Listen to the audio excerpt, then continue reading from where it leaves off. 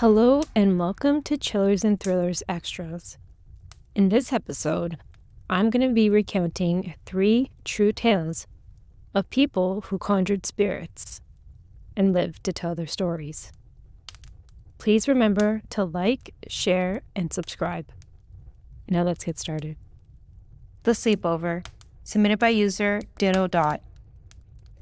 Once when I was in high school, a bunch of girlfriends and I decided to play Ouija during a sleepover.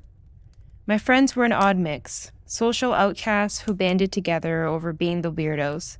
So we had the stoner punk girl, the nice and quiet religious girl, the slacker girl, the goth girl, the 2 twins whose mom dressed them the same well into their teens, and the angry teen feminist. That would be me.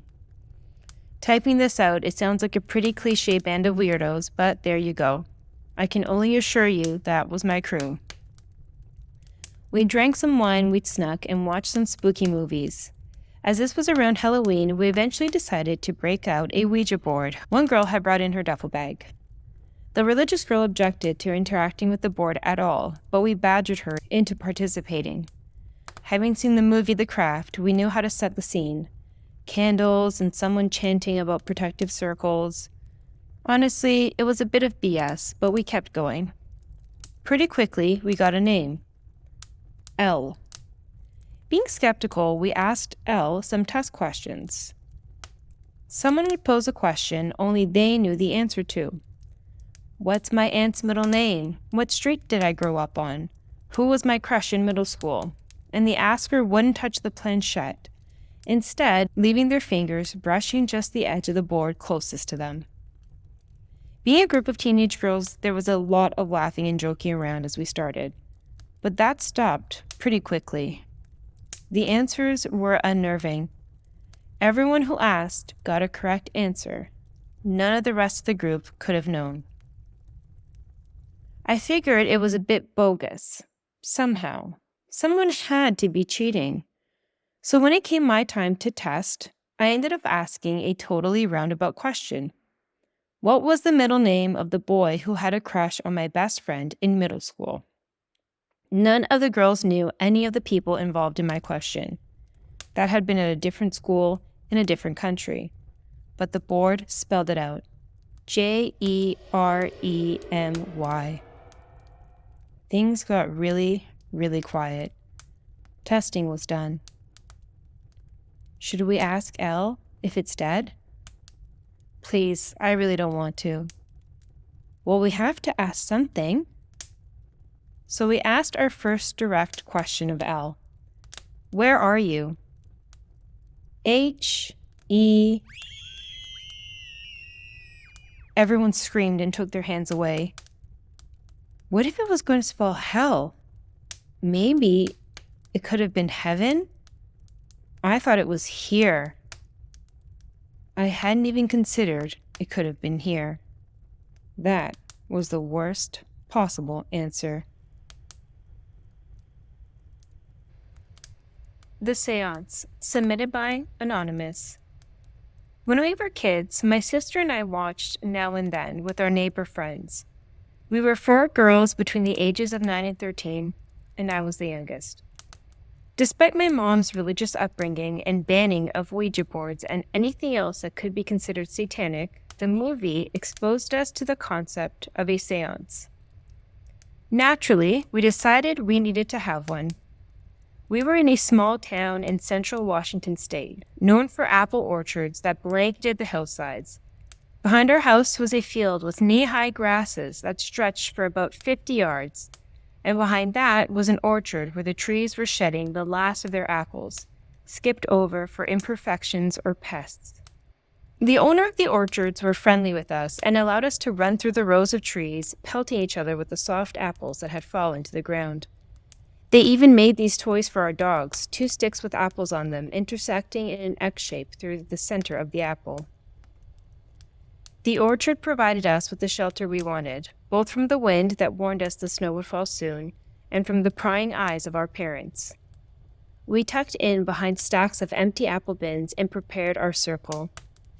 My sister had done the most research and lined our circle with salt to protect us from malevolent spirits. She lit the candles in the center, and we held hands, forming a circle around them. We closed our eyes, and my sister called out for any spirits who may want to communicate with us. I jumped a little when I heard the howling of a coyote in the distance, but I didn't want the older girls to make fun of me, so I stayed seated, even as the howling got louder and closer and accompanied by footsteps crunching on the dead grasses in the adjacent field where they hunted. Then I imagined fire on the mountain that towered over my town. I had seen it when I was young, when we first moved to this town. It burned every summer when lightning or a lazy cigarette disposal caught the dry brush. I couldn't get this image out of my head, though we were surrounded by the crystalline dew of late fall. I felt hot even as the air was frigid. My sister's hand burned in mine, and she lightly whispered, "Fire." Disturbed by our shared imagery, I finally asked if we could stop and go back home. But I didn't ask, I yelled, as the crunching footsteps and howling of the coyotes had turned into a cacophonous chorus. I had started crying without realizing, and my sister yelled, "On the count of 3, let's break the circle." 1, 2, 3, screamed my older neighbor, the most skeptical and logical among us. We broke, and instantly, silence fell. Without a word, we jumped up and ran. I looked back to see that the candles were no longer lit and must have been extinguished at some point when my eyes were closed. We ran across the field silently as we approached our house. To our left, the grass parted in pace with us. Our older neighbor would later blame a snake, but the path looked too wide to me. We stumbled into the house and made a beeline for my sister's bedroom, avoiding the judgmental eye of our parents. Out of breath, we panted in silence, eyes wide. Eventually, we recounted the experience, and all 4 of us remembered seeing fire. Shortly after, my mom told the neighbors it was time to go home. They insisted their dad come over to walk them back the short distance that they had traversed a million times alone. My mom raised an eyebrow, and my sister blamed a scary movie for their terror. That winter, I slept in my sister's bedroom while my parents did a small remodel that had my bedroom in shambles. My sister had 2 twin beds with their head ends meeting at the corner of the bedroom that was adjacent to the field. The first night, I was awoken from a deep sleep by the distinguished sounds of footsteps crunching through the snow. For about 30 minutes, they paced the corner, back and forth, as I lay paralyzed with fear. This sound returned at least once a week for a month. One night, the footsteps were accompanied by a scratching sound, right at ear level, as though someone were dragging a stick across the wall just outside. I let out a quiet noise, a scream I refused to let out for fear of drawing the attention of whoever was outside the window. My sister whispered, emboldened by my noise, "Please tell me you can hear that." It turns out, whoever was outside the window had been visiting her since the seance, and I was able to confirm her possible delusions were real. After about a year, our fear lessened, as the person didn't seem to be evil and never breached the wall into our home. If anything, I imagined him as bored or antsy, like the kid who drags a stick through a chain-link fence when he walks home. The footsteps returned occasionally for 9 more years. As I prepared to go off to college, my sister, 4 years my senior, was out on her own in Seattle.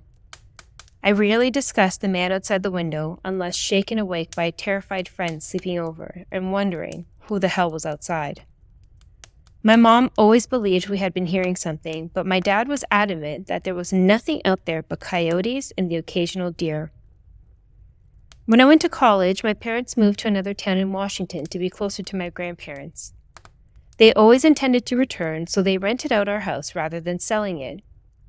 During the decade they were away, some family circumstances led them to foster and eventually adopt my 3 little brothers, the youngest almost 20 years my junior.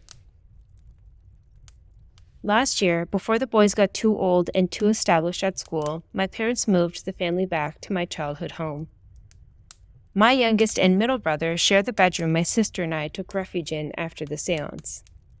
My youngest brother is the same age I was, 9. Recently, my sister and I were home for Father's Day. We played Mario Kart with our brothers after our parents went to bed. When it was time to go to sleep, my littlest brother asked to be tucked in. I followed him to the room and asked if he wanted a story. "No thanks," he said, "but I do have a question." "Okay," I said. "Did you ever sleep in this room?" "Yes, we both had this room at some point when we were kids." He got quiet and pulled his blanket up to his chin.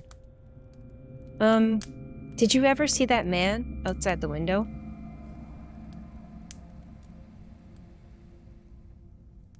Dawn, submitted by Anonymous. My freshman year of high school, my friends and I were really into playing with Ouija boards. I was always skeptical of whether or not they actually worked until this experience. My friends and I had gotten word that a few people at our school had started a paranormal club. I know this sounds silly, but this was actually a thing at my high school. We were all pretty excited to hear about this since we were all into that type of stuff. A group of about 9 of us decided to go to the first meeting held after school one day. When we showed up to the room where the meeting was being held, we were surprised to find out that it was just us and a few others, as well as the 2 girls that had started the club and a teacher chaperoning the meeting. The girl who started the club announced that for our first meeting, we were going to be watching an episode of Ghost Adventures, since it had some good paranormal encounters. My friends and I were pretty bummed that we were just watching a TV show. We expected it to be something totally different. About 10 minutes into the episode, me and 4 of my other friends got bored, and since we were only about 14 or 15 at the time and couldn't leave until our parents picked us up, we decided to go hang out in one of our favorite teacher's rooms, which was right across the hallway from the Paranormal Club. We told the teacher we were at the Paranormal Club across the hall and how we joined because we were into playing with Ouija boards. So my friend had the bright idea that we should play one in his room since she knew how to make one. Our teacher was reluctant at first, but eventually let us do it. My friend grabbed a piece of paper and a pen and scribbled down yes, no, and letters and numbers. We got a makeshift planchette by using a quarter. We sat down at the table and started the game.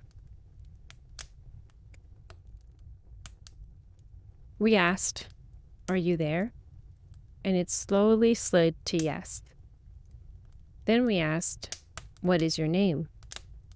It first slid to D, then O, then N. We quickly slid goodbye since this wasn't our first time coming in contact with a spirit named Dawn.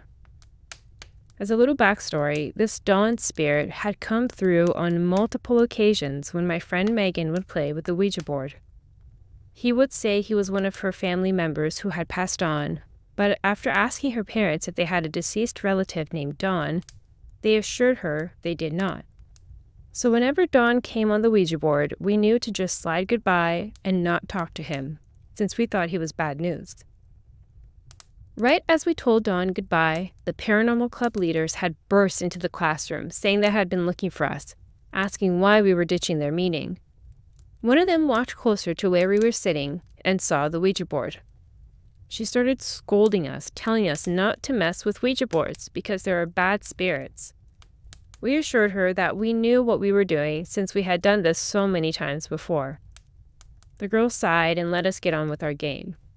She turned around to leave the room, but before she walked out, she told us about a girl who went to our high school back in the 90s and said she died nearby. She asked us if we were going to play with the Ouija board, could we find out this girl's name. We agreed, and both girls left the room. I'd like to emphasize the fact that none of us knew this girl's name, let alone that there was a girl who died near the school. We thought it would be pretty cool if we could find out her name through the board, but didn't expect much. We then asked the Ouija board again, "Is anyone there?" It stalled for a minute, then slowly creeped to yes. I asked something along the lines of, "There was a student who died here. What was her name?" There was a long pause. Then the game piece started to move. It first slid to S, then A, then R, then A, then H. Sarah. We all froze for a moment. My friend Megan broke the silence eventually by asking the board, "What's your name?" It spelled out Dawn. D-O-N. We all slid the planchette to goodbye as fast as we could. We then started joking about Megan's so-called relative Dawn and how he was always trying to mess with us. A few minutes passed, and the leader from the Paranormal Club came in our classroom again from across the hall. She said, "Hey guys, we did some research on the internet and we figured out the girl's name. It was Sarah." All our jaws dropped. I immediately started getting goosebumps. I'd like to remind you that none of us had any prior knowledge of this girl who passed away, since it happened about 20 years before. We told her that Sarah was the name we got when we asked the Ouija board. She got excited and told me and my friends to follow her across the hall. We looked at the computer she had been doing her research on, and sure enough, Sarah's obituary was pulled up on the screen. She was struck by a car while attempting to cross the main road near our school. The girl also said, and this chilled me to my core, that she found another obituary for a janitor who had worked at our high school in the 90s and had killed himself. His name? Don.